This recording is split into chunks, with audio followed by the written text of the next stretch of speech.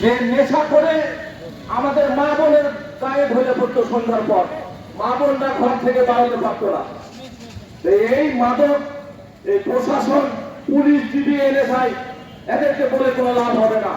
প্রত্যেকটা পাড়ায় পাড়ায়, মহল্লায় মহল্লায় এই মাদক বিরোধী অভিযানের কমিটি করে দিতে হবে। কারা বেচছে, কারা আড্ডা দিচ্ছে, কারা খেতে যায়, এই জিনিসগুলো চিহ্নিত করতে হবে। আমি আজকে সকালবেলা মাছ বাজারে আসছিলাম, কোটের এই বাগানের ভিতর দিয়ে একটি চায়ের স্টলে দেখছি একটা ছেলে সকালবেলায় গাঁজা খেয়ে চলে যাচ্ছে। তাহলে এই যে একটি সেন্সিটিভ জায়গা, প্রশাসন সবসময় এখানে নাগের জমায় থাকে।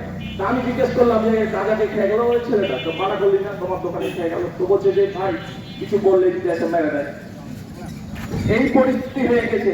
আজকে আমার ছেলে মেয়েরা স্কুল পাঠাতে গেলে, কোচিং এ পাঠাতে গেলে তাদেরকে সাথে করে নিয়ে যেতে হয়।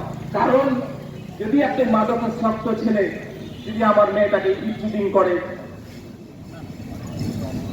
তারপরে আমি এখানে আমাদের পার্শ্ববর্তী আছে মাদকদ্রব্যের অফিস।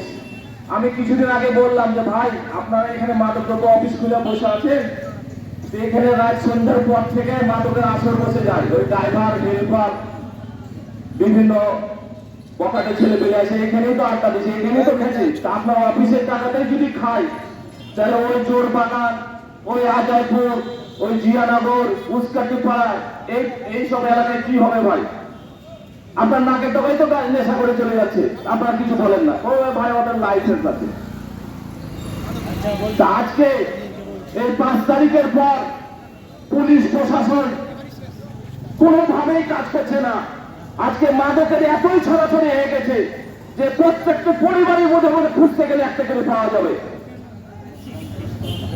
আজকে আপনি 200 টাকা দিয়ে একটি সিগারেট না খেয়ে, এক প্যাকেট বেনসন না খেয়ে, ওই 200 টাকা দিয়ে যদি আপনি কলা, আপেল, মালটা, বিভিন্ন ধরনের পুষ্টিকর খাবার যদি আপনি বাচ্চাকে নিয়ে যেতেন, তাহলে আপনার বাচ্চারাও পুষ্টি খাবার খেল, আপনিও এই মাদকের কাছ থেকে রেহাই পেলেন।